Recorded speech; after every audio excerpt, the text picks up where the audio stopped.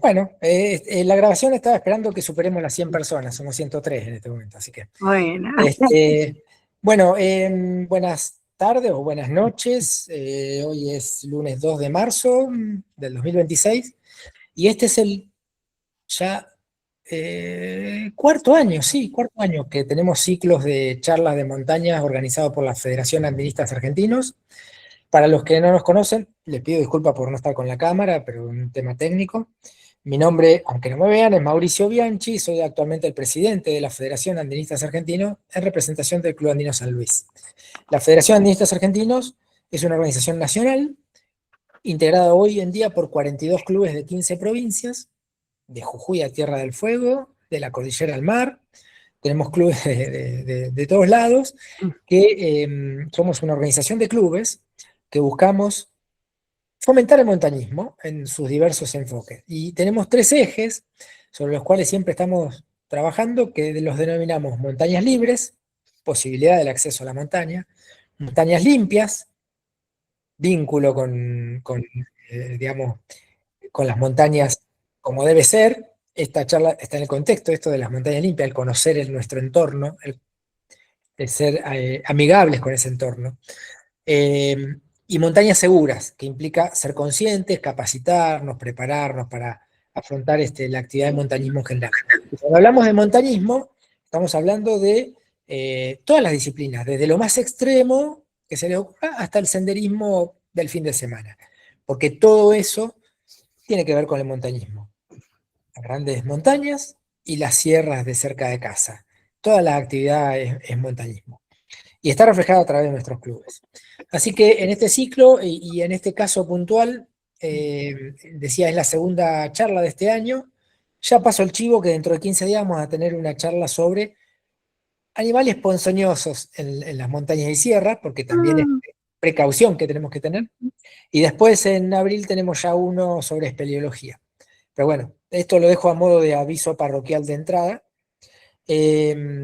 Esta charla está generada, coordinada desde el Club Andino Pario Patagonia de Dinahuapi y, y organizado por la Subcomisión de Ambiente de la Federación.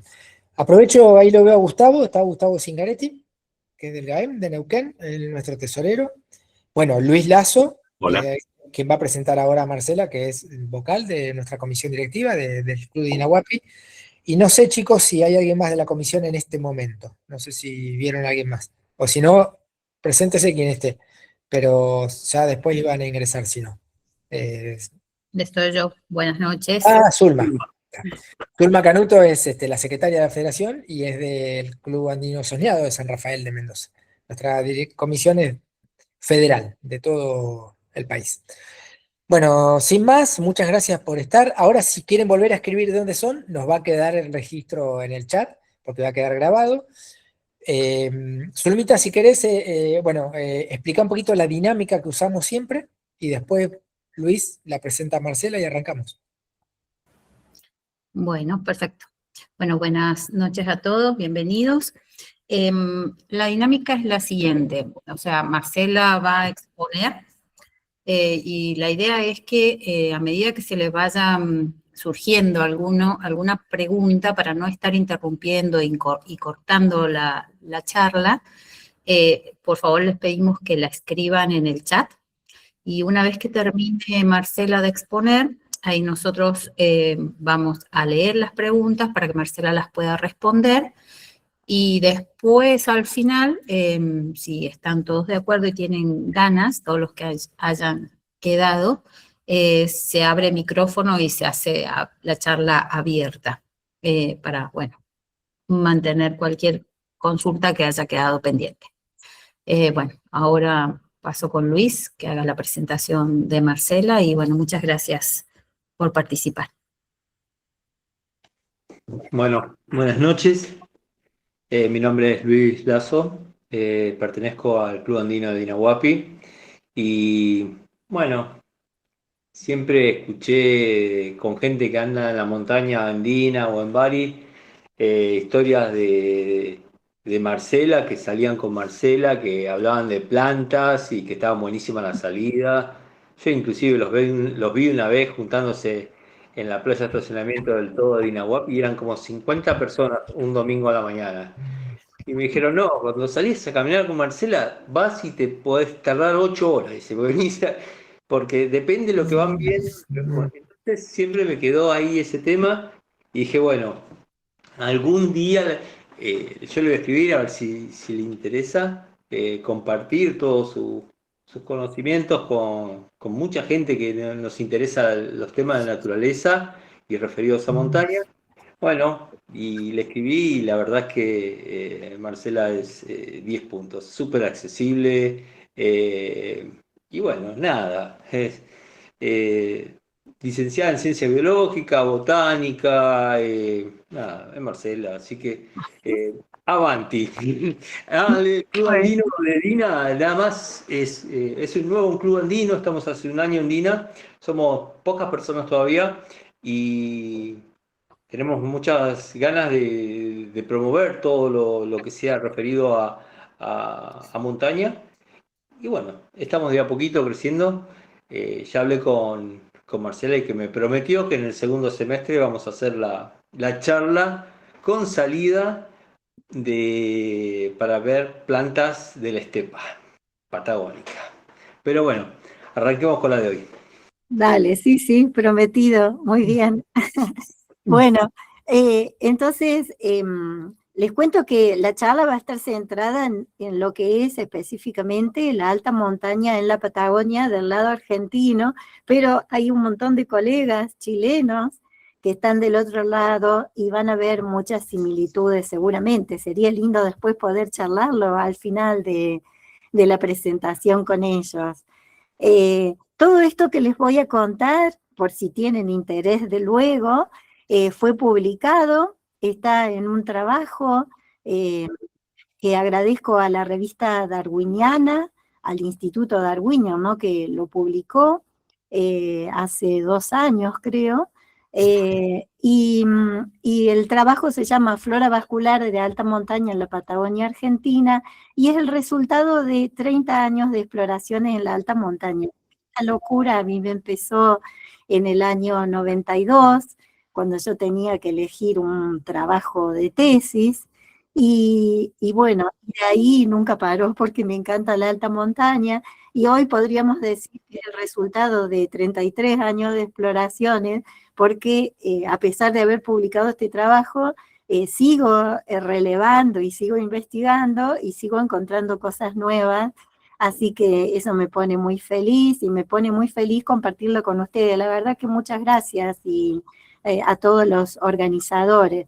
Bueno, cuando me refiero a la alta montaña, como la palabra lo dice, es la parte alta de las montañas, que este es un paisaje bien representativo a nivel de la cordillera de los Andes, porque bueno, obviamente es la cadena montañosa más grande, más representativa que tenemos en Patagonia, pero no tenemos que olvidarnos que también tenemos la cordillera del Viento, súper interesante en el norte neuquino. Después vamos a ver un lugar único, muy particular, con muchas similitudes con la zona cuyana. Veo que acá hay gente de Mendoza. Pero también la alta montaña incluye todas las montañas que están al este de las cordilleras mencionadas, ¿no? Como pueden ver acá, por ejemplo, en la zona del Tromen. También están las montañas y mesetas altas que están en la Patagonia extraandina, bien metidas en la Patagonia, como por ejemplo, los que son de esta zona les va a sonar el cerro Aucamahuida, o la meseta de Somuncura, ¿no es cierto?, entre Neuquén y Chubut, o la meseta del lago Buenos Aires, en la zona de Santa Cruz, ¿no? Esas mesetas altas también tienen plantas de alta montaña. Después vamos a ver por qué hacen esas plantas de alta montaña ahí en esa zona. Usualmente cuando uno dice, bueno, alta montaña, uno se imagina que es por encima de la línea del bosque, porque eso es lo que dicen la mayoría de las publicaciones, ¿no es cierto? Son las plantas que viven por encima de la línea del bosque, cuando ya el bosque no puede subir más, acaba, y empieza la alta montaña. Esa línea que también la van a encontrar como tree line o timberline en distintos lugares. Pero muchos sabrán, especialmente la zona que es de Mendoza o de algunos lugares de Santa Cruz o que vive en Patagonia adentro, que a veces no tenemos bosque. Entonces, pero la zona de alta montaña se localiza por encima de la estepa patagónica, ¿no? Al principio a lo mejor uno no lo nota, pero después con el tiempo y con los recorridos se va dando cuenta, bueno, acá terminó la estepa y acá empieza la alta montaña. Más o menos, ¿cuál es la altura, la altitud a la que ocurre este cambio, a la que se inicia la zona que vamos a llamar de alta montaña? Como esto tiene que ver con la temperatura, está relacionada principalmente a la temperatura, entre otros factores, entonces esa línea, como se ve acá en la presentación, va a disminuir desde el norte hacia el sur, ¿no es cierto? Porque hay por una cuestión latitudinal. Aquí arriba, por ejemplo, en el norte neuquino, la medida que yo tomé más o menos del timberline son 2.600 metros sobre el nivel del mar. Ahí inicia la parte de la montaña. Nosotros en la zona de Bariloche lo tenemos más o menos a 1.700 metros de esa línea, y si vamos hacia el sur, por ejemplo, Tierra del Fuego está a 500 metros sobre el nivel del mar, ¿no? La gente de Mendoza la tiene a 3.200 metros sobre el nivel del mar. A medida que vamos más hacia el norte, hay más cantidad o sea, la altitud es mayor. Un poquito le cuento la historia de por qué yo me enamoré muchísimo de las plantas de alta montaña. Esta locura mía, esta pasión empezó en 1987, cuando yo me vine a la Patagonia, y un amigo me llevó a este lugar que está representado en la foto, al refugio Frey, y yo dije, qué belleza todos estos ambientes de altura. Y la verdad que me quedé fascinada con esa zona y con la vida en la alta montaña. Todos los que gustan de la alta montaña dirán, bueno, la verdad que es emocionante, ¿no? A veces me decían mis amigas, bueno, pero ¿qué haces con tanto peso, ir hacia arriba y caminar por día? Pero la verdad que la experiencia que nos brinda la alta montaña es maravillosa, aunque a veces uno la pasa mal, como en este momento que era un almuerzo en pleno verano, haciendo un trabajo con las plantas, pero después mirándola a la distancia resulta muy divertido, uno va coleccionando anécdotas, y después, bueno, todo el tema de dormir, las acampadas en la alta montaña. Aquí yo siempre digo, cuando muestro esta foto, que estábamos en un hotel 5 estrellas, podríamos decir, con un guardaparques en el Parque Perito Moreno.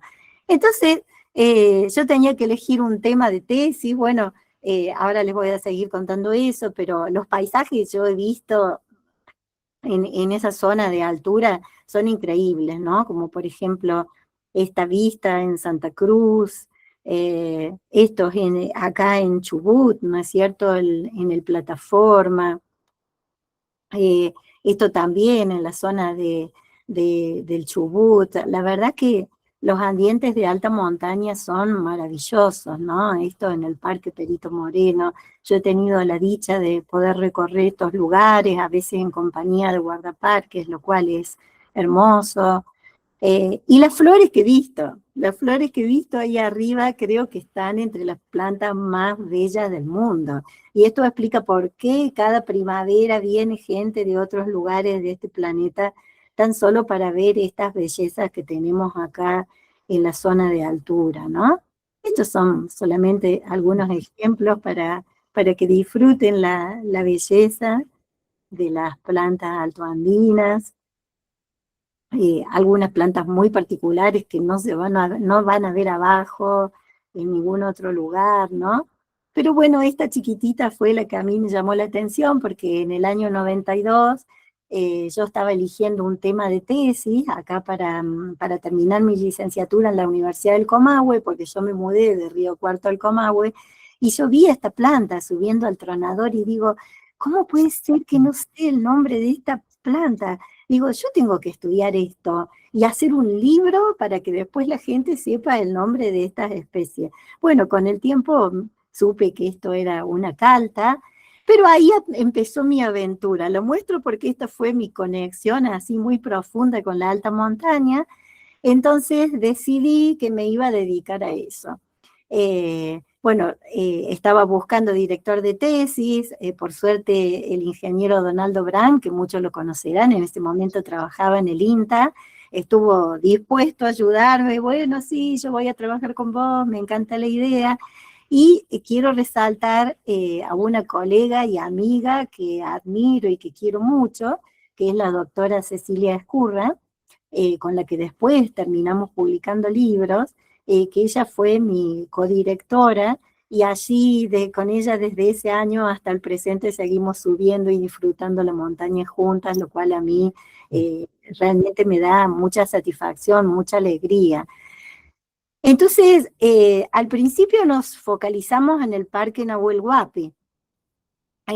Directamente dijimos, bueno, vamos a estudiar la flora de alta montaña y la vegetación de alta montaña en el Parque Nahuel Huapi, porque para que ustedes un poco se ubiquen en aquel momento, no había mucho sobre la alta montaña en la Patagonia. Sí había publicaciones más bien de Mendoza, de San Juan, pero no de Patagonia. Había solo 3 papers chiquititos que daban algunas listas de especies. Miren, yo todavía los recuerdo, era en el Cerro La Hoya, en el Cerro Catedral y en el Cerro Chapelco. Nada más. Entonces nosotros nos focalizamos en el Parque Nahuel Huapi, empezamos a hacer recorridas, exploraciones, y acá vino la primera sorpresa, ¿no? Bueno, para que ustedes se ubiquen en esto que está pintado de blanco en el mapa, son las zonas de alta montaña en el Parque Nahuel Huapi, que son como islotes. Yo siempre digo, es como un archipiélago, ¿no?, de cumbres, que se distribuyen en distintas zonas del parque, ¿no? Y acá vino la primera sorpresa, porque aparecieron unas 300 especies de alta montaña, por encima de la línea del bosque, lo cual es un número grande, ¿no? En ese momento dijimos, qué cantidad de plantas que hay en la alta montaña, porque nosotros usualmente, no sé, a mí me encantaba charlar con antiguos guías de trekking, ¿y qué te parece a vos? ¿Cuántas plantas te parece que hay allá arriba? Iba recolectando números como 20, 50, 30, 300, dijimos, qué cantidad. Y esta cantidad es más asombrosa si uno piensa, esto, miren, según el Sistema de Información de la Biodiversidad, una base de datos que tiene parques nacionales, dice que el Parque Nahuel Huapi en total tiene 1.408 especies. Quiere decir que esas 300 especies son el cuarto de todas las especies, casi el cuarto, ¿no? Es un quinto de todas las especies del parque, están arriba en la alta montaña. Y eso que la superficie de la alta montaña es solamente el 5% del parque, ¿no? Porque todos saben, la mayor parte de la superficie la ocupa el bosque húmedo, un 60%, este color verde clarito, el bosque de transición con un 14% y la estepa con un 6%. Entonces dijimos, qué bárbaro, qué cantidad de especies que hay en la alta montaña, realmente que fue un número que nos sorprendió. Y después, entre el año 96 y en el año 2000, comenzamos a relevar montañas en el norte neuquino, porque Cecilia Escurra obtuvo una beca de la National Geographic, lo que nos permitió a nosotros movernos e ir a explorar. Y ahí pasamos unos años hermosos, acá en el Domuyo, ahí el nuevo milenio lo encontramos ahí, o nos encontró a nosotros ahí en el Domuyo. También fuimos a recorrer la zona del Tromen, anduvimos por la zona del Lanín, por la zona del volcán Copahue. Realmente que fueron años preciosos, subíamos, recolectábamos, Cecilia juntaba materiales para el herbario de la universidad y tomábamos apuntes, tomábamos notas. Yo no tengo una publicación específica del Copahue, pero otro investigador, un botánico que andaba por esa zona, Gandullo, bueno, y Maletti también, ellos llegaron a la conclusión de que el Parque Copahue albergaba el 23% de toda la flora neuquina. Aquí venía un segundo dato sorprendente, ¿verdad? Uy, esa zona también es súper rica en plantas de alta montaña. Y después, entre los años 2006 y 2011, tuve la suerte de que la Administración de Parques Nacionales, en realidad la Delegación Regional Patagonia, estaba en ese entonces Claudio Chevar como director, me propuso hacer relevamientos de plantas de alta montaña en la zona de los parques nacionales del sur, porque no había nada, o sea, no había nada publicado, ningún relevamiento. Entonces dije, uy, qué lindo, bueno, vamos a hacer recorrida y vamos a hacer informes. Así que ahí la verdad que fueron momentos súper interesantes. El primer parque que relevamos fue el Lago Puelo, con el guardaparque Félix Vidós, y mucha gente que colaboró, que seguramente están escuchando esta charla, muchos amigos que fueron y nos acompañaron en la montaña.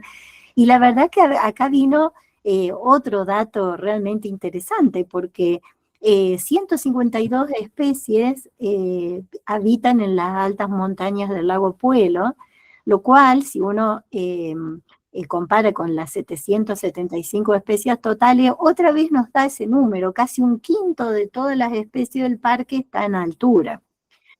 Después, en el Parque Perito Moreno también fue muy bonito. Ahí estuve con dos guardaparques, Marian Mirabelli, arriba, nos acompañó también Alicia Fernández. La verdad que fueron un año de relevamientos muy interesantes.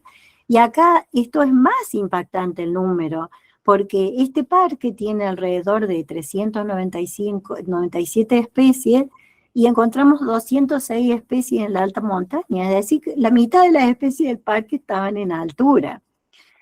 Y después ya fuimos más hacia abajo, hacia el parque Los Glaciares, estuvimos relevando en la zona norte, con la guardaparque Mela Iribarren en ese momento, y también este número también fue magnífico, porque encontramos 178 especies en la alta montaña, lo cual implicaba que era el cuarto de todas las especies del parque estaba refugiado en las cumbres, ¿no? Bueno, esto a mí me puso muy contenta porque yo había leído al principio, mientras analizaba bibliografía, había leído, perdón, me estaba olvidando de contarles esto, ¿no? Que entre el año 92 y el 25, y podría decir que el 26, porque ahora también sigo haciéndolo, yo un poco por interés personal me dediqué a relevar montañas de diversos puntos de la Patagonia. A mí me encanta en mis tiempos libres subir a la montaña, a veces he subido con el Club Andino, a veces con grupos de amigos, y especialmente, digamos, mi interés actual está centrada en las montañas del centro de Neuquén, la zona que está al oeste de Zapala, que he tenido la suerte de recorrer ahí con la guía de trekking Estela Garrido, con gente de Chosmalal, la verdad que es muy interesante. Y siempre yo iba con un cuadernito para anotar lo que encontraba, con una cámara de fotos. Acá está mi cuadernito con las anotaciones, miren, esto del año 99, tengo un cajón lleno de cuadernitos con las cosas que yo iba encontrando, siempre sacando fotos. Y entonces así de a poquito se fueron sumando cerritos. Y cuando llegaron los 30 años desde el inicio del trabajo, yo había contado que había recorrido 111 cerros, ¿no? No era que yo los había subido o bajado, sino que algunos cerros están encadenados, pero fue muy interesante porque acá están los puntitos en el mapa de los cerros que yo tenía relevados, y obtuve en un total, así en mis cuadernitos de anotaciones, un registro de 550 especies, de 185 géneros y 69 familias botánicas. 550 especies, la verdad que era un número interesante, más pensando esto, a ver, esperen que se me se tildó la presentación, ahora lo voy a, porque es pesada y a veces pasa que se tilda. Bueno, se me quedó retildada la máquina, Luis. A ver, esperen un segundito. Ahí está, bueno, ahí va de nuevo, desde el principio. Uy, no, perdón. Voy a ir de nuevo a donde estaba, que les quería comentar algo de acá. Bueno, acá estábamos, ¿no? Desde la diapositiva actual. Bueno, y después, obviamente, seguí, o sea, el trabajo salió publicado en el año 23, pero después en las recolecciones siguieron sumándose especies. Esto es, ¿qué implica? Es que el registro de especies va subiendo lentamente. Y después van a entender por qué a medida que avance la charla, ¿no? Porque algunas de esas especies tienen distribuciones muy, muy restringidas. Entonces, esto fue realmente algo que a mí me emocionó un montón, porque estas 553 especies en la alta montaña implican el 23% de todas las especies que habitan en la Patagonia Argentina. Ustedes piensen, en la Patagonia tenemos 2.400 especies del lado argentino, según Correa, ¿no? Del año 98. O sea, estas 553 especies habitan exclusivamente en las partes altas de las montañas. Y ustedes piensen que en este dato de las 2.400 especies se incluyen todas las de la selva valdiviana, la del bosque húmedo, bosque transicional, la estepa, el pedacito de monte que tenemos nosotros en la Patagonia. Entonces, es realmente un número grande, es un número muy importante. Y yo había leído un trabajo, esto era lo que había empezado a comentarles anteriormente, había un investigador, Christian Korner, un suizo, que estudió la alta montaña, no sé, de todo el mundo, y él ya había propuesto en el año 99 que la flora de alta montaña representa siempre entre 1/4 y 1/5% de la flora total en una región montañosa. O sea que dije, wow, se cumplieron, o sea, esta predicción, este número se cumplió en todos los parques donde nosotros anduvimos trabajando e inclusive en la Patagonia misma. Quiere decir que realmente la zona de alta montaña, a pesar de esa apariencia que desde lejos la vemos y parece un pedrero, parece que no hay nada arriba, y sin embargo es una de las zonas más ricas. De hecho, existe una comparación de cuántas especies habitan en cada uno de los ambientes del Parque Nahuel Huapi, y aunque parezca increíble, la zona de alta montaña es la que alberga la mayor diversidad entre los ambientes del parque. Así que un ambiente realmente muy importante. Entonces, quizá a esta altura surgen varias preguntas, ¿no es cierto? O sea, ¿cómo puede ser que en un ambiente así, tan inhóspito, tan desafiante como es la alta montaña, cómo puede ser que habitan tantas especies? ¿Cómo logran sobrevivir en una de las zonas más desfavorables para la vida en todo el planeta, ¿no es cierto? Porque ustedes que les gustan las montañas saben las diferencias térmicas que hay entre las estaciones, entre el día, la noche, la acumulación de nieve, el viento, el hielo, digamos, la radiación intensa, realmente que es un lugar muy difícil para la vida. Y uno dice, y sin embargo, la mayor cantidad, o sea, 1/4 de todas las especies están refugiadas ahí arriba, ¿no?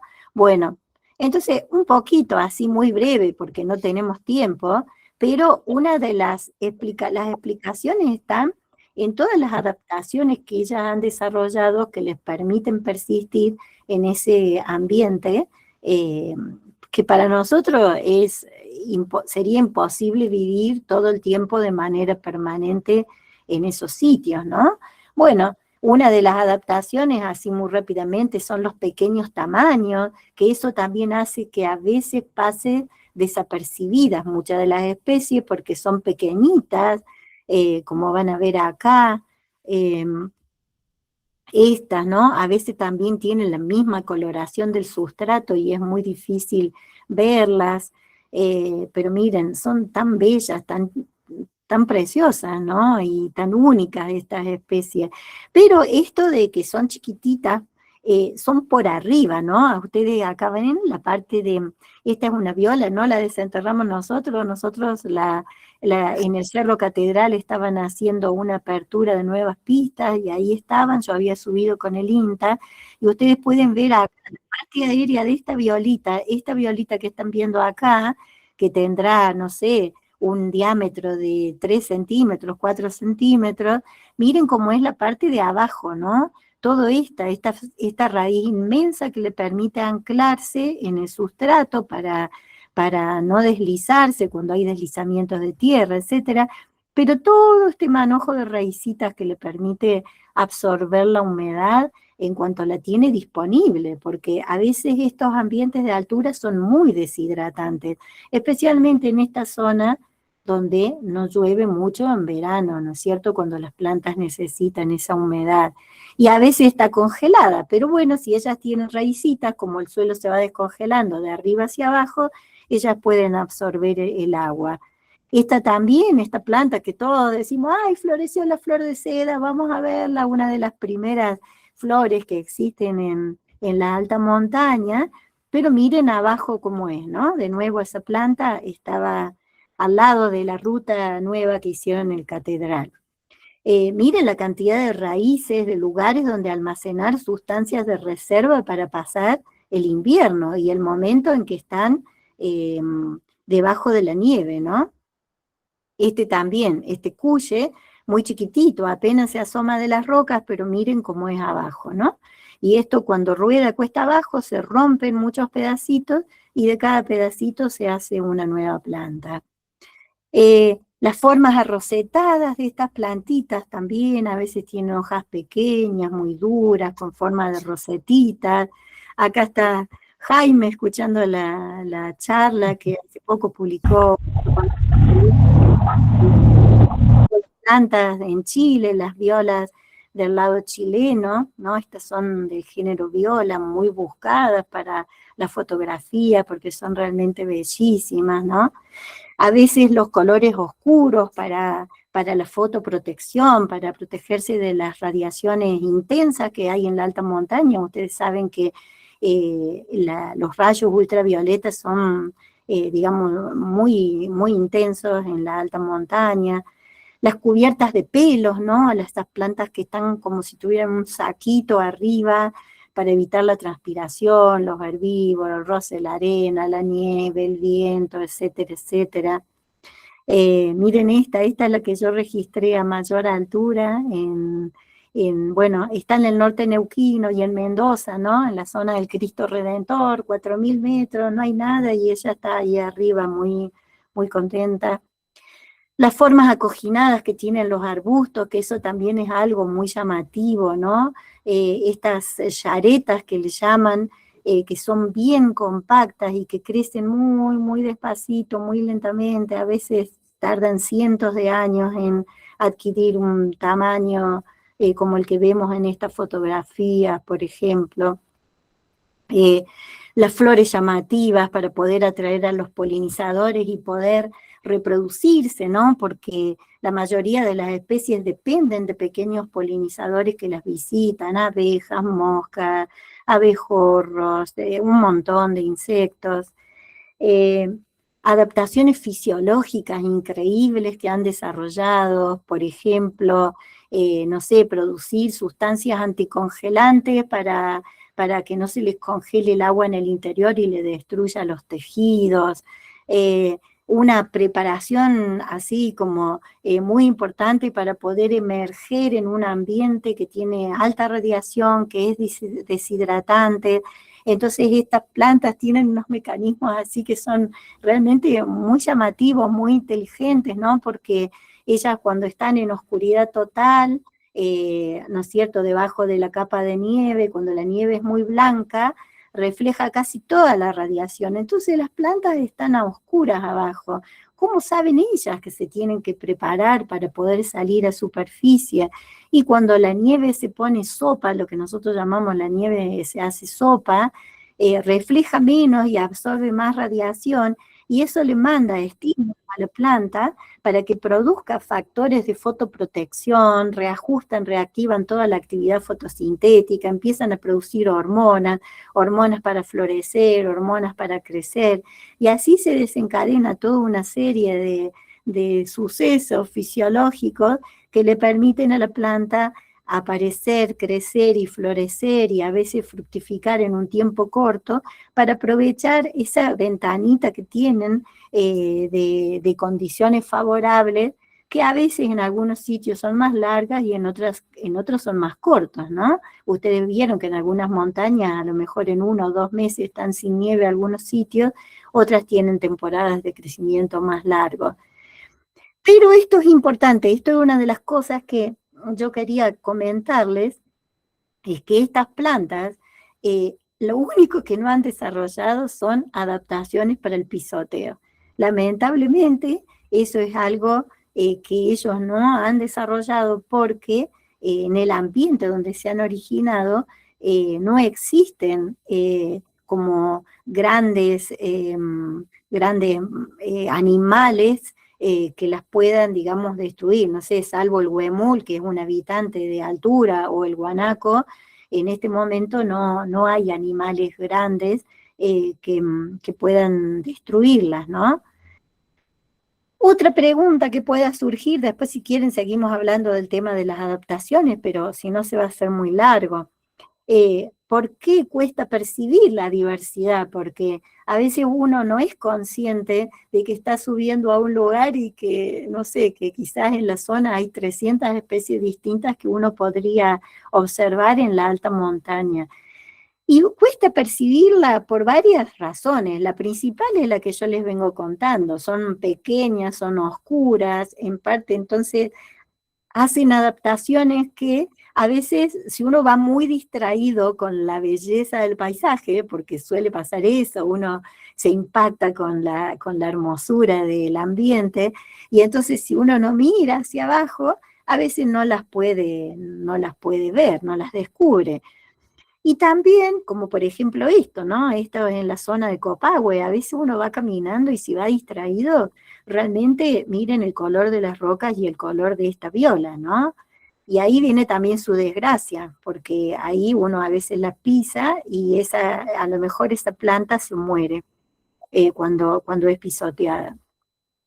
Y en parte también a la distribución geográfica, ¿no? Porque no todas estas especies están en todos lados, no es que yo subo una montaña, por ejemplo el Catedral, y voy a encontrar las 300 especies. No, a mí me llevó muchísimos años a llegar a ese número, creo que me llevó 10 años de hacer listados, llegar a que en este parque hay 300 especies, porque tienen distribuciones geográficas a veces muy acotadas, y cada grupo de especies tiene como sus preferencias. Por ejemplo, algunas plantas solamente van a verlas si van a las montañas más húmedas, porque a algunas les gustan las montañas más húmedas. ¿Qué me refiero más húmedas? Las montañas que tienen más nieve, por ejemplo, en nuestro caso, serían las montañas que están hacia el oeste, en la zona pegada a Chile, ¿no es cierto? Ustedes saben, por el gradiente de precipitación, hacia el oeste de la Patagonia, hay más humedad, o sea, llueve más que hacia el este. Entonces, algunas plantas solo las vamos a ver si vamos a la línea de la cordillera, digamos, más pegado hacia Chile. Y si nos venimos tierra adentro, para el lado de la Patagonia, vamos a ver otro grupo de especies que no le gusta vivir allá. Y no le gusta porque acá nieva muchísimo más, ¿no? Las temporadas de crecimiento son más cortas. En cambio acá tienen más, digamos, una temporada más larga de crecimiento, el sustrato más disgregado, por un montón de razones. Hay otras que solamente la van a encontrar en mallines y cursos de agua, nada más. O sea, si ustedes hagan la prueba, seguramente que lo habrán visto, muchos de ustedes lo habrán notado, pero si no lo notaron, cuando suban en la próxima temporada, Hagan esa prueba. Ustedes van, por ejemplo, a un curso de agua como se ve acá, se mueven un poquitito hacia los costados y ya la flora les cambia completamente. Hay especies que nunca van a poder ver si se alejan de los cursos de agua o de los mallines, ¿no? Como estas, por ejemplo, las prímulas, miren qué bonitas que son, ¿no? Hay otras que son ya más resistentes y que solamente la van a ver en los lugares más fríos, es decir, van a verlo en la cumbre de las montañas, en el copetito, como digo yo, por ejemplo, acá en el Parque Nahuel Huapi, por arriba de los 1900 metros sobre el nivel del mar, o en la zona, en las laderas sur, porque saben que la ladera sur es la más fría, es la que mantiene más el hielo, mantiene más la nieve. Solamente las van a ver ahí, como muchas de estas del género Nasaudia, ¿no? Que viven ahí en altura, o Oxalis, el cuye alto andino, que solamente lo van a ver en los filos de las montañas. En cambio hay otras que no son tan resistentes al frío. Entonces, ¿qué hacen? Se ubican en las partes más bajas, cerquita de la línea del bosque, como la van a ver acá. Acá están las últimas lengas, ¿no es cierto?, achaparradita. Y ellas se ubican por encima de las lengas, pero en las laderas que miran al oeste y al norte. ¿Por qué? Porque ahí reciben más insolación. Esas laderas son más calentitas y son más áridas. Y a veces ustedes van a notar que se forman como estepas de altura. De hecho, muchas de estas plantas también viven en la estepa patagónica, ¿no? Y se pueden subir y cruzarse a esta zona, ¿no? Como por ejemplo los abrojos, los coirones, que nosotros vemos usualmente en la estepa. Y hay otras que también, ¿no? O sea, les gustan las partes de las montañas que no son tan frías, que podríamos decir templadas, entre comillas, es decir, esto es cerca del bosque, pero a ellas les gusta la humedad. Entonces se ubican del lado este de las montañas, que es donde generalmente la nieve persiste más, porque ustedes vieron que con el solazo de la ladera norte y oeste se derrite antes la nieve de ese lado de las montañas, ¿no? Y del lado este, las montañas se mantienen más, la humedad se mantiene por más tiempo. De hecho, nuestros centros de esquí en general están para el lado este, ¿no es cierto? Entonces, como las murtillas, por ejemplo, y otras especies. Y un aspecto interesante, y ahora viene como la parte de la charla que me parecía que era más, que más quería transmitirle a ustedes y que quizás a lo mejor les resulte menos conocida a ustedes que son usuarios de las montañas, es que muchas de estas especies forman poblaciones muy dispersas. Esto quiere decir que encontrar una de esas plantas es rarísimo, porque a lo mejor vive una acá, la otra vive 3 montañas más allá, y son muy difíciles de encontrar. Y otra es que hay plantas que forman poblaciones que son compactas, hacen como grupitos, poblaciones que son bastante densas, pero puntuales. Están solamente en un determinado sitio geográfico, o al menos nosotros las hemos visto solamente en sitios puntuales. Por ejemplo, miren, yo les voy a mostrar algunos ejemplos, pero primero déjenme decirles esto que es importante. De esas 553 especies, 128 tienen distribuciones restringidas. 128, y 72 de esas son exclusivas de alta montaña, es decir, de acá de estas 128 a lo mejor algunas se cruzan la estepa y están en la alta montaña, en la estepa, solamente por ejemplo en una zona de Neuquén, pero estas 72 especies donde yo me quiero focalizar solamente están en sitios puntuales de la alta montaña, nada más, no la van a encontrar en ningún otro lado del planeta más que en determinadas cumbres montañosas específicas. Déjenme que les dé unos ejemplos ahora.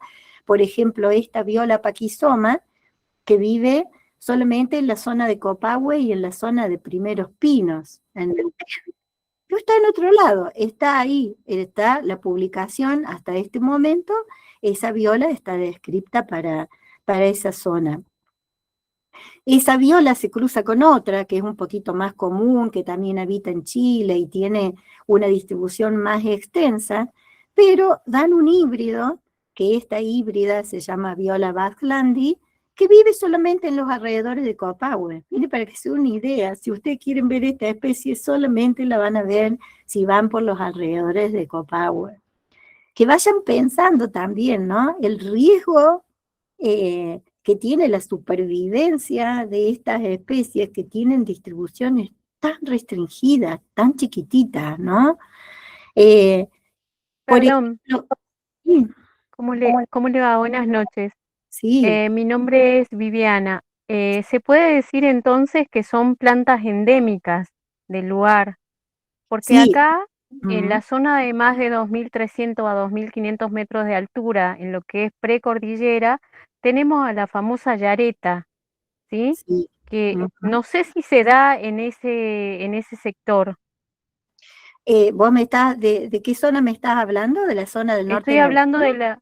No, claro, yo vivo en Salta, estoy en la Ah, cordillera oriental de los Andes centrales, ¿sí? sí, Precordillera, Valles Calchaquíes, sí, hacia arriba, pero no sé si sucede que en la zona de Neuquén o en la zona de la parte chilena estamos hablando, sí, ¿se encuentra la yareta en ese sector o no?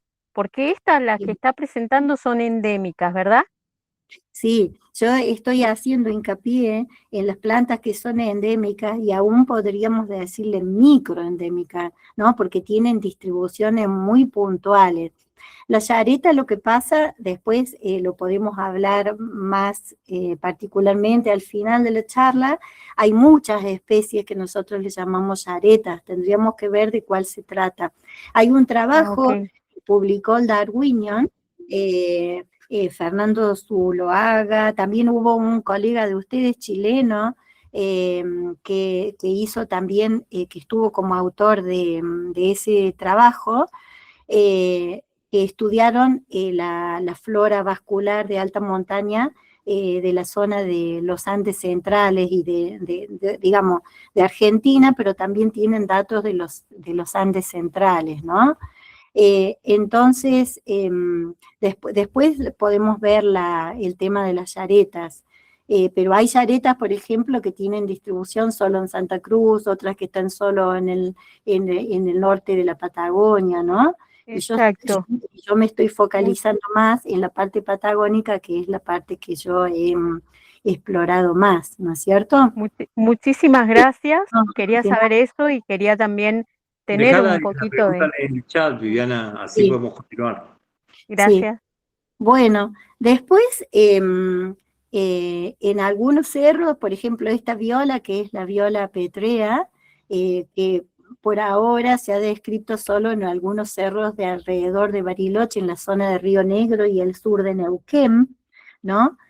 Siempre digo por ahora, porque a veces los nuevos rastreos uno accede a otro sitio y de pronto aparece la especie, no sé, porque las especies se mueven, ¿no? Se van moviendo, y cruzar la cordillera por ahí es más sencillo para ellas que para nosotros, ¿no? Pero, por ejemplo, esta viola, Anita, que fue descrita solamente, la hemos visto en algunas cumbres al oeste de Zapala, y así fue publicado que John Watson, ¿no? Este botánico inglés casado con Anita Flores, la botánica chilena, ellos vivieron en Chile, para mí siempre han sido los referentes en el tema de este grupo de plantas, del tema de las violas, y de hecho Anita es por la mujer de John Watson, de Ana Flores, y esta planta se ha encontrado solamente, esta especie, en algunas cumbres al oeste de Zapala. Eh, Esta otra viola, que no sé, para mí fue un regalo de las montañas después de tanto, tanto recorrer, eh, que agradezco a Marcela Nicola del Darwinion que le puso mi nombre. A esta la encontré al oeste de Zapala también, en el Cerro La Atravesada y en el Cerro Paloma Guida. Después de 30 y pico de años de caminar en la montaña, esta fue una de las que apareció al último casi de mis relevamientos. Encontramos esta planta que por ahora está solamente en esa zona, el Cerro Chachil, solamente ese cordoncito que hay al oeste de Zapala. Esta viola, por ejemplo, que está en las montañas del centro de Neuquén, la viola coronífera, Les muestro de este grupo de plantas porque en realidad esta es la que nos da mayor, digamos, letra para el tema de los endemismos y de los microendemismos, ¿no? Por ejemplo, esta viola dacifila, que solamente está en montañas del centro neuquino. Esta, por ejemplo, viola rosoviana también en algunos cerros del norte neuquino. Esta es la foto de un guía de trekking. A mí me encanta cuando los guías de trekking se involucran y me mandan fotos porque realmente ellos nos permiten ampliar nuestro conocimiento, ¿no? Esta viola que solamente está en Mendoza y en el norte de Neuquén, de hecho John Watson describe solamente 6 localizaciones para esta especie, miren qué hermosa que es, ¿no? Esta viola también que está restringido a cerros del norte neuquino, en la zona de Primeros Pinos, por ejemplo, en la zona de Chosmalal también la hemos visto. Un montón de especies, pasando a otro grupo de plantas, por ejemplo, este Senecio carbonensis, que nosotros le habíamos, esta fue una de la primera especie que descubrimos nosotros como nueva especie acá, y bueno, para nosotros era microendémica, de 2 cerritos cerca de Bariloche, el cerro Carbón, Estratos y el Mireco, pero bueno, felizmente la encontramos en 2 cerros al oeste de Zapala. Y digo felizmente porque los cerros de Bariloche, como están al margen del parque, se usan para actividades de motocross. Lamentablemente le pasan por arriba a ese senecio. Berberis copagüensis, que por ahora está solo registrado en la zona de Copahue y Chachil, en la zona del oeste de Zapala. Les muestro ejemplos nada más, ¿no? Esta Pignacea incurva, que está solamente en cerros de Zapala y en Copahue. Leucocera hórrida, que es solo un cerro del norte neuquino, ¿no? Hago hincapié del lado argentino, porque del lado chileno también hay muchas especies que son endémicas, ¿no es cierto? Y al norte de la Patagonia, en los Andes del centro o Andes cuyano, también hay especies que son endémicas. Pero miren, mientras estábamos con este trabajo, esta es otra guía de trekking, Alejandra Parada, que me manda una foto de esta especie que está acá, me dice, Marce, ¿sabés qué especie es? Y yo digo, no tengo ni idea, Alejandra, qué especie es. La mandamos a John Watson, la mandaron a Marcela Nicola, y resulta que es una especie nueva que prontito va a ser publicada. Y así yo sigo publicaciones de colegas y de chilenos que andan por las montañas y realmente que me sorprende que sigan encontrando también especies nuevas, ¿no? Del otro lado de las montañas también.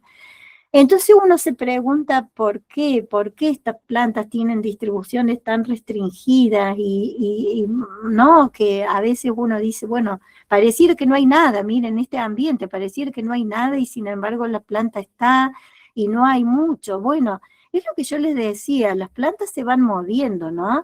Ustedes piensen que esta flora es de origen relativamente reciente, porque ustedes piensen, la cordillera de los Andes, no sé, 25 millones de años, hay datos encontrados a lo mejor sobre cuán vieja es la cordillera, pero supongamos que el último pulso de ascenso, más o menos 15 millones de años atrás.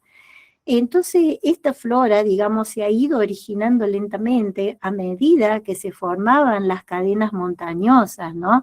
Pero esas plantas no pudieron perdurar ahí porque todo el tiempo estuvieron afectadas por procesos muy naturales, por ejemplo, los volcanes, ¿no? Esas violas han estado tapadas por lava, por escoria, por ceniza, han sufrido los cambios climáticos, han sufrido inundaciones, y el más, digamos, lo más extremo que estas plantas pasaron fue el tema de la glaciación, porque ustedes piensen, miren, en esta foto lo que yo les estoy mostrando es más o menos el tamaño del último maxi glacial, ¿no? Ustedes saben que el último movimiento glaciario, la última glaciación, ocurrió entre 25.000 y 10.000 años atrás. Y después se fueron retirando, ¿no? El hielo se fue retirando de a poquito. Pero fíjense que todas las plantas que estaban acá arriba de la cordillera fueron barridas. ¿A dónde se fueron esas plantas? Bueno, buscaron refugio. Por ejemplo, del lado argentino, todas estas mesetas altas que hay al este de nuestra zona, por ejemplo, la meseta de Somuncura, fue un buen refugio para estas plantas, o al sur, la meseta del lago Buenos Aires y todas las mesetas altas de Santa Cruz, ¿no? Entonces las plantas quedaron refugiadas ahí, y a medida que el hielo se iba derritiendo, estas plantas pudieron empezar a avanzar, ¿no? Ustedes acá ven, el hielo se va descongelando y suben rápido, ¿eh? Yo lo he visto en el Cerro Tronador, cómo se mueven bastante rápido, y entonces se van desplazando y se van relocalizando de a poquito, ¿no? Esto lleva, bueno, miles de años les ha llevado, pero se han ido relocalizando. Entonces, ¿qué pasa? Todo este alto nivel de disturbio, ¿qué hace? Todas estas cosas favorecen la especiación, ¿no? Porque las plantas van quedando aisladas, de pronto viene, no sé, el hielo separó dos poblaciones, una quedó acá, el otro quedó del otro lado, o vino una lengua de una erupción volcánica y quedaron las poblaciones fragmentadas. Entonces, todo esto hace que se favorezca la especiación, y a su vez se incrementa el nivel de endemismo, ¿no? Porque a veces se quedan las poblaciones aisladas en lugares pequeños, como encerradas en ese sitio, y entonces eso, a medida que pasa el tiempo, pueden ir sufriendo mutaciones y se van produciendo especies nuevas. Por ejemplo, encontré un tema muy curioso, y ya que está Jaime, quizás algún otro colega chileno acá escuchando, yo le mandé estas fotos a Marcela Nicola. Lamentablemente John Watson ya no está, pero quizás le puedas transmitir esto a Anita Flores, Jaime, pero por ejemplo, esta es una viola que se llama viola farcasiana, que es una viola que está en Chile y en Argentina. Hay algunas en Argentina, ¿no? Y esta viola rosulata es una viola chilena, hasta ahora era una viola chilena, ¿no? Pero Estela Garrido, la guía de trekking que trabaja mucho en Copahue, siempre en los veranos, me dice, ¿sabes, Marcela? Encontré unas cosas, me lleva a mirar por ahí, y ahí encontramos las dos, ¿no? Encontramos las dos plantas, pero una cosa rara que encontramos es esto, que es algo intermedio, ¿no? Que es como que tiene características, yo les muestro, intermedias entre estas dos plantas, y dijimos, wow, se está formando un híbrido, quizás con el tiempo esto va a convertirse en una nueva especie, ¿no?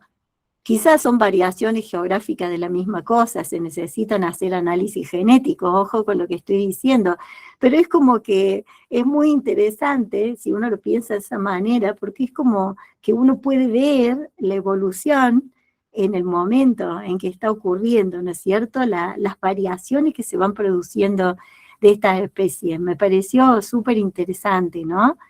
Y ahora para terminar, ahora sí, para no hacerlo muy largo, entonces a mí me surgió otra pregunta. De estas 72 especies que son exclusivas de alta montaña, ¿en qué situación están? ¿Cuál es el estado de conservación que tienen estas especies? Digamos, siendo que son poblaciones tan pequeñitas, ¿están bien? ¿Están protegidas por algún parque nacional? ¿Habitan en zonas en donde nadie las va a ir a pisar, donde no hay ganadería? ¿O al contrario, están sujetos a amenazas como la ganadería, el sobreuso de la zona, etcétera? Bueno, entonces, eso empecé a analizar los datos, a tratar de ver, bueno, dónde vive cada especie. Yo tenía todo en mis cuadernitos, mis datos, entonces yo lo podía hacer, y también con el banco de datos de Flora Argentina, del Darwinian, y ya llegué a esta conclusión, miren, que 14 especies y 12 poblaciones, estoy hablando del lado argentino y solo de Patagonia nada más, se podría decir que están en estado vulnerable, lamentablemente. Son especies que están en estado vulnerable. ¿Por qué? ¿Por qué razón, no? Entonces, un poquito contarle cuáles son esas amenazas a nivel regional que hacen que estas plantas sean vulnerables. Esta es la primera, miren, la primera. Por eso está bueno que que yo imagino que todos los que están conectados ahora son amantes de las montañas o les gusta ir a caminar las montañas. Y esta es la principal amenaza, el sobreuso turístico, recreativo, deportivo, que no sé si ustedes lo notaron, pero después de la pandemia explotó el uso de las áreas silvestres. Todo el mundo quiere estar en las áreas silvestres, al aire libre. Bueno, yo les conté que estas plantas tienen adaptaciones para todo, pero no tienen adaptaciones para los pisoteos, para el pisoteo es algo que es ajeno a ese ecosistema, ¿no?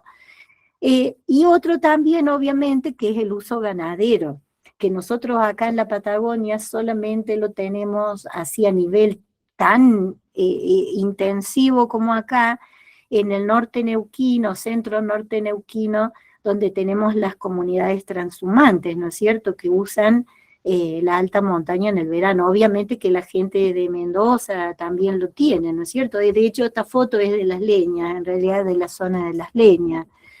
Esto es tremendo, el impacto que produce el ganado en las plantas de alta montaña es increíble, más con las pezuñas, ¿no es cierto?, las pezuñitas que tienen las cabras. Y esto sale de un trabajo que nosotros hicimos acá, en el Parque Nahuel Huapi. Esta es la doctora Agustina Barros, que se especializó en impactos de los caminantes en la alta montaña. Ella es mendocina. El primer trabajo que hizo en su tesis fue el impacto de los caminantes sobre la Concagua.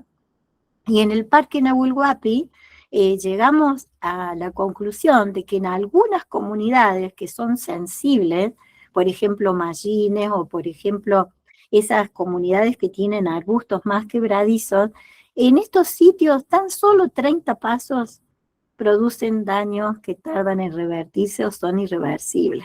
He leído publicaciones de Chile, de Adriana Hoffman, publicaciones antiguas, que ella decía, el solo paso de una persona por un mallín puede dejar huellas que no se borran. Entonces, ¿qué quiere decir? Que si nosotros hacemos un uso intensivo de esto, muchas especies se pierden o se hace un recambio de especies. Las especies originales se van, digamos, muriendo y van asentándose especies que tienen una mayor resistencia. Lamentablemente, estos 30 pasos no es nada. Usted a un grupo de 10 personas y ya hacemos un desastre, ¿no? ¿Y qué pasa? Algunas especies no pueden recuperarse, y algunas especies son chiquitas y son miméticas, entonces ahí viene el riesgo y la amenaza, porque por ejemplo, esta viola, que a mí me costó, no sé, tantos años poder llegar a encontrarla, fíjense qué pequeñita que es, y esta viola, la principal población vive ahí arriba, vive en la cumbre del cerro La Atravesada, en la cumbre de ese cerro nada más vive, ¿no? Ahí. Y fíjense que acá arriba, bueno, este cerro, lamentablemente, este día no era nada, la cantidad de autos que hay ahí, a veces uno ve, pero parece que fuera una ciudad de techos brillando ahí de los autitos. ¿Por qué? Porque es un cerro que se ha puesto de moda para las actividades deportivas. Entonces la gente sube corriendo a la cumbre del cerro, saca la foto y baja corriendo. Eso es tremendo, porque esas especies, digamos, esta especie, si uno la pisa, se va a destruir, porque es muy blandita, tiene una consistencia muy delicada. Obviamente el impacto de las grandes obras también es importante. Yo lo he visto en el Catedral, estos mallines que ahora están, yo digo, desangrados, están completamente alterados. En una época estaban llenos de orquídeas, estoy hablando de 35 años atrás, ¿no? Era una maravilla, pero uno podría decir, bueno, esos son como zonas de sacrificio, lamento porque este cerro es divino, es uno de mis cerros favoritos, pero me refiero que las grandes obras en general en Patagonia tienen un impacto acotado espacialmente, ¿no? Tremendo, pero acotado espacialmente, como puede ocurrir, no sé, en La Hoya, en Esquel o en Chapelco, que son centros de esquí, el Cerro Bayo, ¿no es cierto? La contaminación, que en general muy asociada a refugios de montaña y actividades como de centros de esquí, por ejemplo, los baños, agua servida. Sé que hay gente que está trabajando ahora para evitar eso, digamos, pero son ejemplos puntuales, ¿no? La invasión de exóticas también, ustedes saben que ustedes van y es común ver ciervos en la alta montaña, el diente de león, los pinos que se están subiendo, el abejorro exótico que antes nunca se veía. Cuando yo empecé a trabajar era solo el mangangal que andaba en la montaña. Ahora es re común ver el abejorro exótico. Pero para mí, y esto es como ya para cerrar, para mí lo más impactante y lo que tiene un impacto más, como más grande, más distribuido espacialmente, es el impacto de los caminantes. Y esto se debe, yo no quiero hablar mal de Wikiloc porque yo uso esa app, a mí me encanta, me gusta mucho la tecnología y me parece maravillosa y que se puede inclusive usar para estudios científicos. De hecho, sé gente que la ha usado. Para la gente que no usó la aplicación, ustedes pueden marcar la ruta, sacar fotos, poner datos, y después esa ruta se comparte con otras personas, y en realidad, hoy en día, antes, si uno quería ir a una montaña que no conocía, en general iba con un guía local. Ahora están todas las rutas que ustedes quieran, están subidas a Wikiloc, entonces lugares que antes eran prácticamente inaccesibles o nadie los usaba, ahora se han convertido en rutas muy utilizadas y gente circulando por todos lados, porque busca las rutas en la aplicación.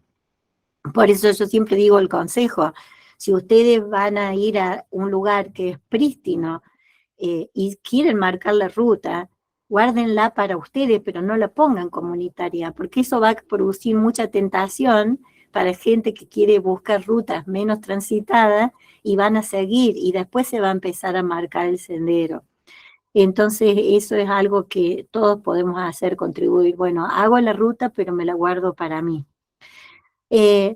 No perder de vista que la alta montaña resguarda un banco genético único. Si estas plantas se pierden, ya está, todos esos genes desaparecen para siempre del planeta, ¿no es cierto? Porque están ahí solamente en un lugar pequeño de la montaña. Otra vez se me trabó esto, espérenme un segundito. Ya estoy terminando, porque ahí va. Entonces, algunos consejos que me parece a mí, siempre pensar que la alta montaña es un ecosistema. Si bien yo publiqué un trabajo con las especies vegetales, pero hay un montón de cosas que conviven en la montaña y que guardan relación. Por ejemplo, todos los insectos, los líquenes, los musgos, los reptiles, todo lo que hay en la alta montaña, las bacterias, las cosas que no conocemos, ¿no?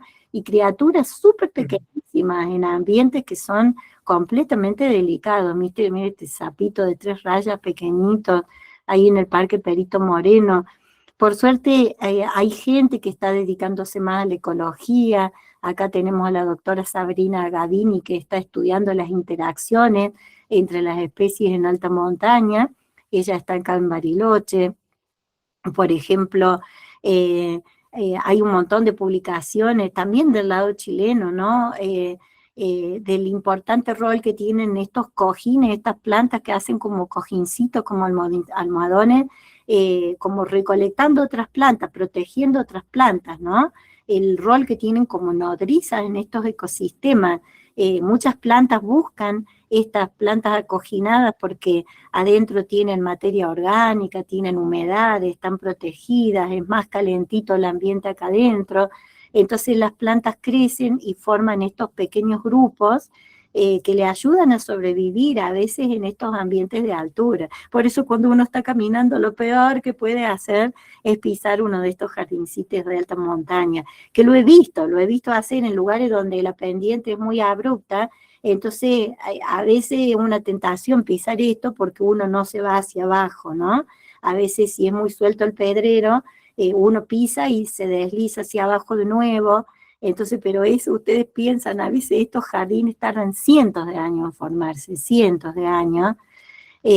Y estas, por ejemplo, acá ven una de las yaretas, que recién Viviana mencionaba yaretas, una de las especies de yareta, acá hay otra creciendo adentro, y acá tienen otra especie de valeriana, y así. Estos cojines pueden tardar cientos de años en formarse. De hecho, hay algunas yaretas que se han medido en la zona norte, en la zona del altiplano, que se le ha calculado 3.200 años de antigüedad. Usted imagínense una planta de 3.200 años, uno se asombra de los alerces, pero estas plantas están más o menos a la altura de los alerces, ¿no? En cuanto a la capacidad de supervivencia.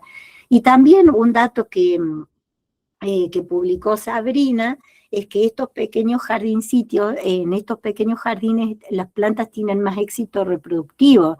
¿Por qué? Porque hay mucha oferta de flores, ¿no? Muchas flores juntas, muchos colores, muchas formas, muchos olores, y eso atrae más a los polinizadores que una planta que está dispuesta aisladamente en el espacio, ¿cierto?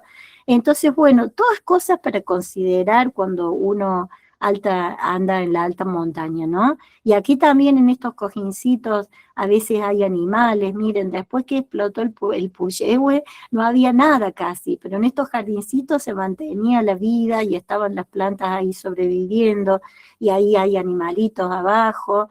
Entonces realmente que son como islas de vida, ¿no? Bueno, y acordémonos también que en la alta montaña, por ejemplo, acá en Patagonia, nosotros tenemos, es como el último refugio que le queda para la supervivencia a nuestro huemul, ¿no? Que está en peligro de extinción. Todos dependemos del agua dulce, ¿no? Que se origina ahí en la montaña. Y también para la gente de acá, sé que mucha gente son de clubes andinos, también nosotros necesitamos la montaña, ¿no? Para trabajar, para las actividades turísticas, recreativas, de investigación.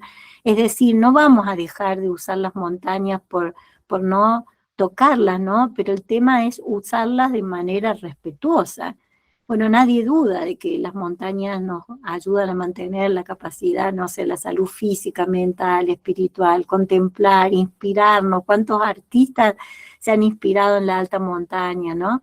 Pero el tema es usarlo de una manera respetuosa para que sigan siendo ecosistemas saludables.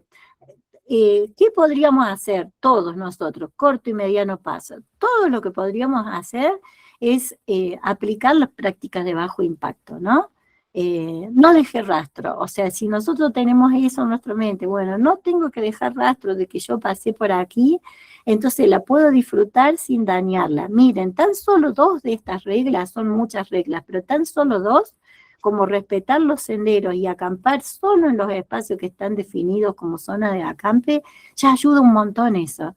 Porque si ustedes dispersan el uso por otros lados, entonces están produciendo perturbaciones, y a lo mejor la muerte de una planta que era la planta de la que iban a salir las semillas para que siguiera la especie perdurando en el sitio. Esto es súper importante y algo que podemos hacer todos, venirnos con la basura, todos los que usualmente van a encontrar en cualquier folleto de montaña, ¿no? No hacer fuego si no está permitido, no recolectar nada, no llevarse la planta porque me gustó y la quiero poner en mi jardín, nada, no tocar nada, no dejar el papel higiénico, no dejar rastros, ¿no? Sacar fotografías nada más o recuerdos. Prácticas de bajo impacto, hay un montón de lugares, pero se pone en principio de no deje rastro, ya lo ponen en la computadora y van a encontrar un montón de referencias a esto. Y después, otra cosa que me parece que ustedes pueden ayudar mucho, es transmitiendo los conocimientos sobre este ecosistema, difundir las prácticas, y si aprendieron algo distinto y algo que realmente no sabían, transmitirlos a los otros colegas, a sus amigos, a sus familiares, a la gente que va a la montaña. Che, ¿sabés que si pisás ahí podés romper la planta? ¿La viste? Yo he dado muchos cursos de alta montaña, muchas charlas, tengo un club de naturalistas acá, tenemos con un grupo de acá, de vecinos de Bariloche, llevamos a la gente a caminar, y a veces es solamente eso, de decir, ah, mirá, fíjate, uy, viste, y la gente empieza, uy, mirá esta, cuánto que hay, no sé por dónde caminar, y yo siempre digo, ay, bueno, cuando la gente me dice, no sé dónde pisar, ya está, porque se abre una ventana, y yo creo que si esa ventana se abre, es muy difícil que se vuelva a cerrar, ¿no es cierto? Y entonces nos hacen como más conscientes, porque a veces uno hace daño sin saberlo, porque no lo sabe, porque no se da cuenta, ¿no es cierto? Nada, paso un chivo, pero nosotros con Cecilia Escurra publicamos, y Sonia Clayton publicamos este libro. Acá nosotros ponemos las especies, hay 365 especies que viven en la zona, que se puede usar acá en Chile. Hay mucha también solapamiento con la flora de Mendoza. Ahí también en Mendoza hay un librito nuevo, no le puse la foto, pero después se lo puedo mandar a Luis para el club, sobre los Andes del centro. Del lado chileno tienen muchos libros de flores de alta montaña. Acá está Ita escuchando, sus padres publicaron un libro sobre la flora nativa de Chile, de la zona de cordillera, que es muy hermoso, con un montón de fotos. Allá en Chile tienen Sebastián Taillier, que es un súper botánico, que yo admiro un montón en Chile, que todo el tiempo publica libros. Ahí Jaime con otro grupo, con Ana Flores, publicaron el libro de las violas de Chile. Digamos, hay bibliografía, por suerte, hoy en día. Este es un librito más de bolsillo, que nosotros hicimos para que todos lo pongan en la mochila y lo puedan llevar a la montaña. Y después, ya quizás esto queda más para investigadores, pero siempre se necesitan voluntarios para estos trabajos. Por ejemplo, evaluar y monitorear los impactos que se producen por el uso de la montaña, y trabajar en remediación, en prevención. Acá en Bariloche hay un grupo que la verdad que yo quiero mucho y que sigo, que son el grupo Circuito Verde, y ellos están haciendo, ahí está Alondra, que hizo sus trabajos de tesis en la alta montaña, y que están trabajando en la remediación, por ejemplo, del Mallín del Frey, y siempre se necesitan voluntarios. Bonito ir y colaborar con algún trabajo de esto. Para los guías, acá hay muchos guías escuchando quizás la charla, o de la Federación de Andinismo. Es súper importante trabajar en la delimitación, la readecuación de los senderos existentes, planificar bien las nuevas picadas. Por suerte se están sacando las picadas de zonas de mallines, pero hay algunas que inexplicablemente siguen atravesando zonas mallinosas. Y la verdad que yo he visto el deterioro de muchas zonas, áreas naturales a lo largo del tiempo. Por ejemplo, esto es en Copahue, y yo he visto cómo el turismo masivo está aniquilando las plantas que son. Esa es una zona donde hay muchísimas especies endémicas, lamentablemente. Muchas se concentran en ese sitio, y entonces eso es muy importante. Y yo sé que hay muchos guías que dicen, bueno, esta ruta está muy usada, tengo que marcar otra ruta nueva. Bueno, pero si uno marca otra ruta nueva, ser consciente de las especies que podemos llegar a perturbar, o que podemos llegar a extinguir si nosotros trazamos la ruta justo por donde está una población importante de esa especie. Yo hice un folletito, después se los puedo hacer llegar, como un folletito digital, hecho casero nada más, como lo pude hacer, con algunas fotos de las especies que nosotros tenemos que cuidar especialmente, porque son las especies vulnerables y que están en problemas. Yo después se los voy a compartir. Bueno, si está dentro de la posibilidad, empezar y tratar de iniciar un programa de reproducción de las especies vulnerables, para que se queden al menos ex situ esos genes, queden resguardados en algún lugar, y para posibles restauraciones. Esta es una tarea difícil, porque algunas especies de altura no se dejan cultivar a baja altitud, lamentablemente. La Universidad de Río Negro, por suerte, en la carrera de vivero ha estado haciendo reproducción de plantas de alta montaña. yo espero que dentro de poco va a salir el librito publicado. A ver, bueno, el INTA también está haciendo algunas pruebas, entonces, bueno, tratar de trabajar en esta línea. Intensificar y ampliar los relevamientos. Quizás acá hay algún biólogo escuchando que dice, ay, bueno, mira, yo, si bien parecen muchos 111 montañas, miren, en lo que es la inmensidad de todo el sistema montañoso de la Patagonia, es nada casi, ¿no? Entonces habría que intensificar. Esta zona de Chubut está casi que nadie ha ido porque es un medio inaccesible, ¿no?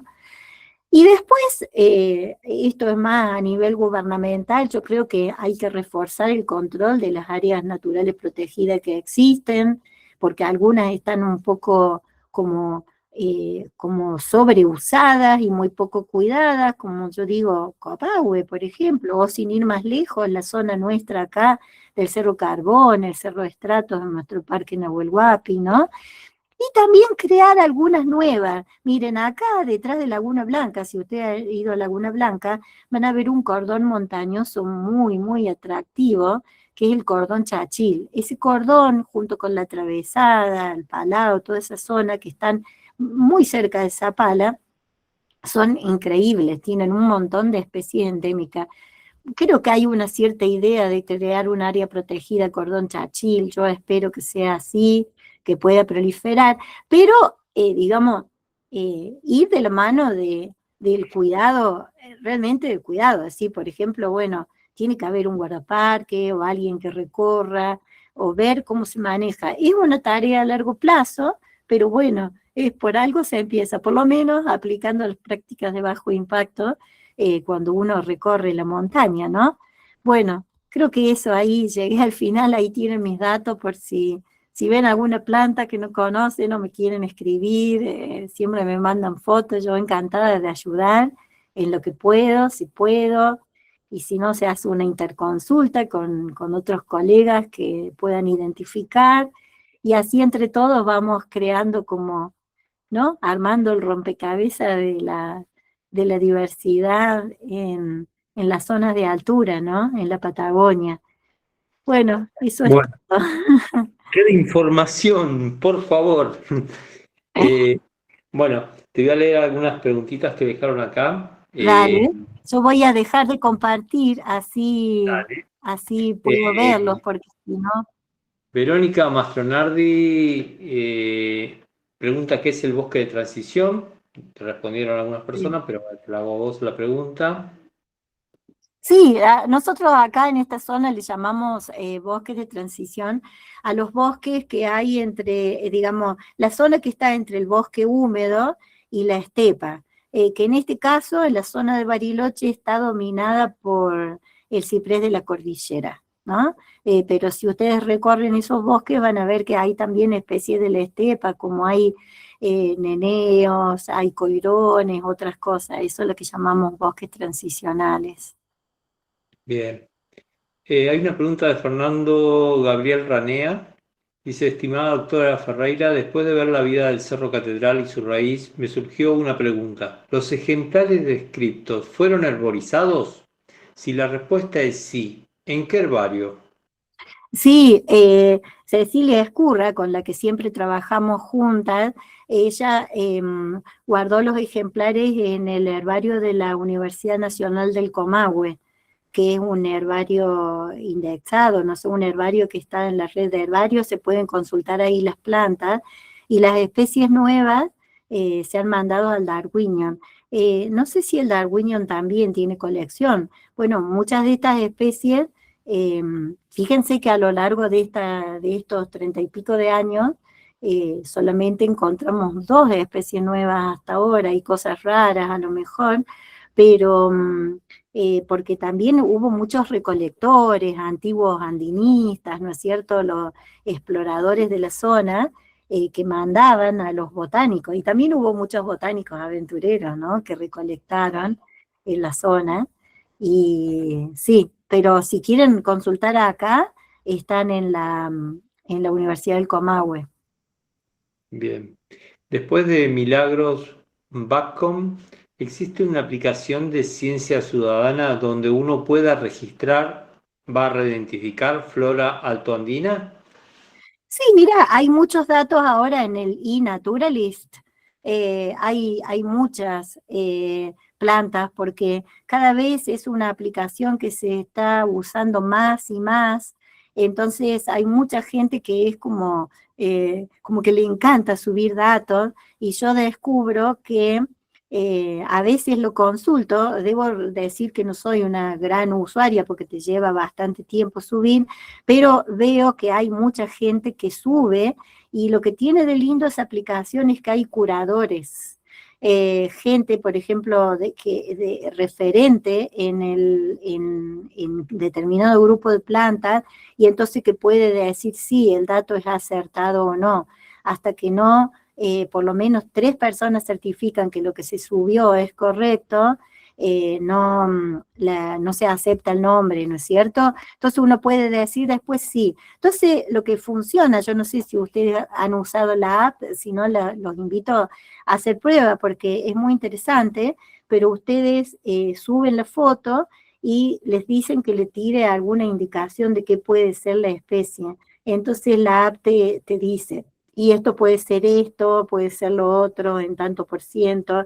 Y en general yo veo que los bancos de datos están cada vez haciéndose más ricos, ¿no?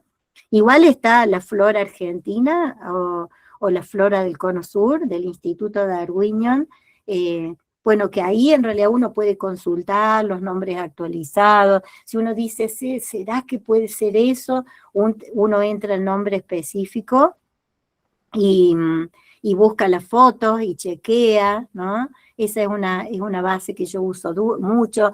Ahora el Darwinian está haciendo, todavía no llegó a producir la app para reconocer plantas nativas, pero hay un sitio web donde uno puede poner fotos, ¿no? Y entonces ahí te dice qué especie puede ser. Todavía están trabajando con eso. eh, Después yo uso también algunas bases chilenas, ¿no? De Chile Flora o la Flora, no sé si es Flora Chile o Chile Flora, que tiene datos muy buenos. Hay muchos botánicos del otro lado que son muy activos. Yo he visto, por ejemplo, no sé, Chile Flora, ahí me dicen. María Teresa Izaguirre tiene montones de fotos. Hay muchos colegas del otro lado que también suben sus fotos, ¿sí? Bien. Después Luciana Méndez dice, la orina y las heces del ganado perjudican la flora igual, supongo que debe ser igual que el pisoteo del ganado, ¿será? Sí, yo no tengo datos de haber leído nada sobre las heces y la orina del ganado, pero sí sobre el pisoteo, ¿sí? En realidad cuando uno hace un cambio del uso de la tierra, el pisoteo y el ramoneo también te diría, ¿no? Yo he visto cómo especies que yo tenía en algunos lugares que siempre las veía y de pronto no están más porque tantos años que las chivas la comieron, ya finalmente la especie se pierde, ¿no es cierto? Pero específicamente del dato de la orina no tengo. Sí hay un montón de datos sobre la caca humana, eso sí, Oh. y sobre cómo hacer caca en la montaña, montones de libros, que eso realmente, eso es Eh, otro tema, ¿no? Hay una pregunta de Andrés, Andrés Carvajal. acá te ayudo, Luis. Andrés dice, ¿estas especies están conservadas en algún banco de germoplasma? No, que yo sepa, no, estas especies no. Habría que empezar a trabajar, ¿no es cierto?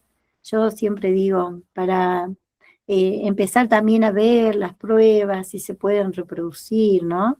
Que yo conozca del lado argentino y de Patagonia, no sé del lado chileno. Bien. Valeria Morales Poza. ¿Alguien recuerda el nombre de la investigadora mendocina que estudió sobre el impacto de las pisadas? Sí, es Agustina Barros, al Agustín. menos es la que yo conozco que ha publicado. Es más, ella después se especializó en ese tema y ahora está en Tasmania también haciendo trabajo. Estuvo en Australia, en Tasmania, pero Agustina fue la primera que empezó con ese tema y estudió el impacto de los caminantes en el Aconcagua. Ok. Bien, Ricardo Malizani dice, ¿qué hace Ricardo? Muchas gracias por la charla, excelente. En la alta montaña de Tupungato afortunadamente hay bastantes especies, fuera de las rutas de alto tránsito, principalmente yaretas y violas, que aquí les decimos escarapelas. Sí, sí, bueno, toda esa zona es súper interesante. La verdad que es una zona fascinante, ¿no? Yo no incluí las cosas que vi en los Andes del centro porque, bueno, eh, siempre mis visitas fueron más ocasionales y yo, digamos, me centré en lo que era Patagonia, ¿no? Pero en los Andes centrales hay muchos trabajos que se han realizado de los dos lados de la cordillera, porque esa zona fue como más explorada, más estudiada durante más tiempo, ¿no? De hecho, cuando yo empecé, eh, fui a consultar el herbario de Yadiza, ahí en Mendoza, porque nosotros recién empezábamos con la recolección de alta montaña, ¿no? Bien.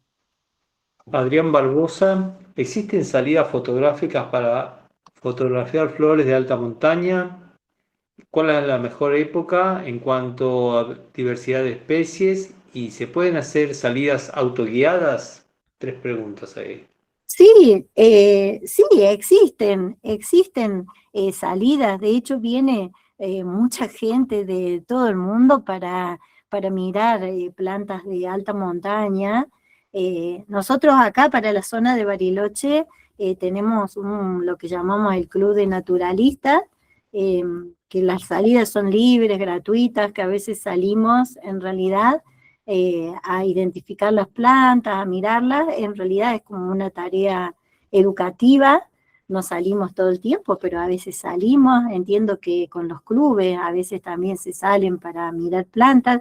Y sí se puede salir solo, obviamente pueden salir solos y es más, a veces si uno quiere concentrarse en la fotografía, bueno, acá está Héctor, que es del grupo de fotógrafos, ¿no? Afonae, ¿no? El grupo, eh, eh, la, mm, es hermoso, o sea, cuando uno sale solo tiene todo el tiempo para concentrarse en sacar las fotos, ¿no? Y después, bueno, uno le busca los nombres en los libros o en las aplicaciones. Pero sí, y a veces no hace falta ir tan lejos. Ahí, ¿cuál es la época? Y eso, la época depende, miren, depende. Por ejemplo, en esta zona, en la zona de Neuquén y de Río Negro, yo diría que diciembre es la mejor época. Si alguien quiere viajar de otras provincias para sacar fotos, diciembre es la mejor época. Obviamente, si uno dice, bueno, uy, pero yo voy a ir en enero, bueno, está bien, váyanse a las montañas que están más para el lado de la cordillera, porque mientras más dura la nieve, ¿no es cierto?, más tarde florecen las plantas. Por ejemplo, si uno trazara una línea, una transecta de este a oeste, florecen primero las montañas más áridas que están en el este, acá del lado argentino estoy hablando, y después florecen las montañas que están más pegadas a la cordillera. Y si no, bueno, en la zona de un poco más al norte, el norte neuquino también, o Mendoza, suele ser linda época enero, ¿no es cierto? Depende, porque ahora con esto de que está la temperatura aumentando y tenemos este cambio climático, se están adelantando un poco las floraciones, ¿no? A veces era diciembre cuando recién empezaban las plantas y ahora es noviembre. Y si no, se van hacia el sur, en Santa Cruz, ahí ya la alta montaña tienen que ir en enero, ¿no? O un poquito, sí, a lo largo de enero, porque ahí es más frío. Así que depende del sitio específico, ¿no? Bien, Fernando Ranea de nuevo pregunta y dice, en el Parque Perito Moreno, Parque Nacional Perito Moreno, ¿hay Senecio carbonensis? Mm, No, en el Parque Perito Moreno no, porque ese senecio solamente lo hemos registrado acá en el Parque Nahuel Huapi y ahora encontramos unas plantas, unas poquitas, en esa zona del Cerro La Atravesada, que les estoy diciendo al oeste de Zapala, que lamentablemente también es una zona ganadera, ¿no? No, hay un senecio muy parecido que se llama Peteroanus, que es muy parecido al senecio carbonense y están dentro del mismo grupo, y ahora yo no recuerdo la distribución geográfica de ese senecio, pero lo podemos buscar, que a lo mejor eso es lo que se puede ver y decir es parecido, pero no en el Parque Perito Moreno no está. Marcos, Gustavo Albornoz, ¿tienen algún contacto para participar de los voluntariados? Y yo podría buscar, por ejemplo, no sé si hay alguien acá de Circuito Verde, pero por ejemplo, ellos están, yo les podría dar el dato de personas que integran ese grupo, y que, o de Alondra Crego, que estaba trabajando, ella de hecho está trabajando en la recuperación del mallín del Frey, en el retrasado de los senderos. Ella hizo de hecho como mejoras en la zona de acampe de Laguna Negra, y cuando se hizo el trabajo, por ejemplo, de investigación con Agustina Barros, hubo varios voluntarios colaborando. Lo podría investigar y mandarles a ustedes el dato concreto de estas personas, ¿no es cierto?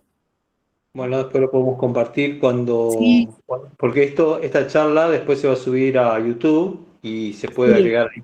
Sí, es más, yo quería ofrecerles, tengo una carpeta con materiales de divulgación armada, entonces si les interesa directamente comparten, son charlas o son, no charlas, son artículos que han salido de divulgación en revistas como Cultura de Montaña o Biomas, entonces de pronto sirven para poder compartir con otras personas que no son biólogos. Mira, acá sale un dato, Pau de Circuito Verde, publicamos en Instagram. Bueno, ahí pueden ya buscar, a lo mejor pueden unirse a alguna campaña, ¿no es cierto?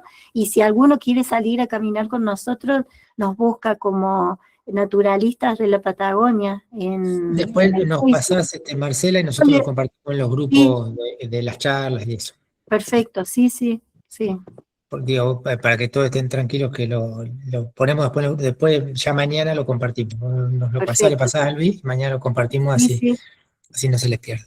Perfecto, y yo voy a averiguar de otros biólogos que andan, por ejemplo, no sé, Sabrina, si de pronto necesita alguien para voluntario, ¿no? Para ir y caminar, está buenísimo. A mí, la verdad que yo agradezco muchísimo si hay algún guía de trekking acá que quiera colaborar mandando fotos, porque yo les voy a compartir ese folletito que hice caserito de cuáles son las plantas de especial interés para la conservación porque están amenazadas, y a lo mejor si ustedes las localizan, me pueden mandar una foto. Yo siempre dudo sin poner esos datos tan sensibles en el eNaturalist, porque uno no sabe, ¿no? A veces me da miedo, te digo la verdad, poner esos datos tan puntuales, pero se puede oscurecer el punto, hay formas de poner el punto, como vieron, como cuando uno va a alquilar por Airbnb, que te dicen, por acá está la casa, pero hasta que no pagaste no te la muestra. Claro, porque la verdad que puede ser como peligroso, que despertar curiosidad, yo quiero ir a ver esa especie microendémica y de pronto la pisamos en el camino, ¿no? Pero bueno, después les mando el folletito en tal caso. Bien, Karina dice que lamentablemente los senderos no están bien diseñados, muchos trazan por mallines también, seguramente tiene que ver con cosas de otra época que hay que ir corrigiendo, ¿no es cierto? Sí, yo creo que se están corrigiendo, pero hay muchos, lo que pasa es que es muy difícil porque ahora se ha extendido el turismo de una manera, ¿no? Que, por ejemplo, no sé, Copahue, que a mí la verdad que nosotros hemos ido a hablar con la gente de recursos naturales, hemos dado charlas en esa zona también, y hay guías como Estela, que yo he mencionado, que está trabajando mucho, tratando de divulgar la importancia de esa zona, eh, pero yo veo que, bueno, ese es un parque provincial, y el sendero quedó mal trazado, el sendero que pasa por un mallín, ¿no? Uno de los senderos del parque. Y bueno, y vos decís, "Ay, pasa por sendero, por un mallín donde, no sé, está la población de berberis copahuensis, la más grande que hay ahí". Entonces, bueno, es como un desafío más grande, ¿no? Ustedes entienden a lo que quiero llegar, cada vez un desafío mayor, el retrasado de los senderos, porque el uso de las montañas se ha como desperdigado, ¿no es cierto? Es más amplio. Lo verán ustedes con los clubes, ¿no? Sí. Bueno, preguntas No, ya. después viene todo un listado del club de fans de Marcela. Ah, Sí, tenés 2 millones de fans, Marcela. ay, ay, gracias a la gente, la verdad que son amorosos, me estimulan a seguir dando charlas y, Después te y vamos a pasar divulgando, ¿no? el chat grabado para que puedas leer. Y a lo mejor le puede Héctor, que está con este grupo de esa Asociación de Fotógrafos de Naturaleza, ¿son, no, Héctor? A lo Sí, mejor sí. les De tienen la alguna salida de montaña Sí, también. Asociación sí. Argentina de Fotógrafos. Sí, perdón. Perdón, Jan, ¿esto lo leíste, Luis? Jan No, Vilar. Gracias, Marcela, por la charla súper clara. Aprovecho por el espacio para invitar a que se acerquen a la Universidad Nacional del Comahue en Bariloche para asesorarse en estos temas. Hay muchísimos profesores, biólogos, con hermosa predisposición también. Esto, Bueno, perfecto. Sí, yo en realidad mi formación fue ahí en el Comahue. Nosotros trabajé en un tiempo ahí, después me pasé a la de Río Negro y Cecilia Escurra trabajó hasta hace poco en el Comahue, ¿no? Así que sí, estoy en contacto con la gente, que por suerte se está, como yo les decía, hay más información ahora sobre los insectos, sobre las relaciones entre las especies, los líquenes, la verdad que está bueno. Mm. Héctor, ¿qué ya ibas te a decir dejamos, que Héctor. te Acá interrumpimos justo? quedó una preguntita más. ¿Podrías Bueno, recordarnos las dos especies que originan el híbrido de Viola Blacksandier y el lugar de Sí, distribución? Muchas gracias. Saludos desde uso público de Parque Patagonia. sí, esas son de la zona de Copahue, en realidad la Viola paquizoma, que es uno de los padres o madres, eh, esa está en la zona de Copahue y Primeros Pinos, toda esa zona al oeste de Zapala, y la Viola cotiledon tiene distribución más amplia, porque también está en Chile, ¿no es cierto? Está en varios lugares de Neuquén, pero la Viola Baxlandi, por ahora, solamente en el Parque Copahue, en el Parque Provincial Copahue, ¿no? ¿Quién sabe? Quizás después cuando Marcela Nicola termine todo su estudio genético, ella, o sea, está empezando con eso. ¿Quién sabe? O sea, a lo mejor son variaciones genéticas, es un grupo de plantas complejo, ¿no? Pero es muy interesante verlo en el campo, ¿no? Pero si las quieren ver, yo sugiero que vayan en diciembre a esa zona, a la zona de Copahue, ahí tienen muchas cosas para ver, o de la zona del norte neuquino, ¿no? La zona de la Cordillera del Viento. bien. Héctor, la información.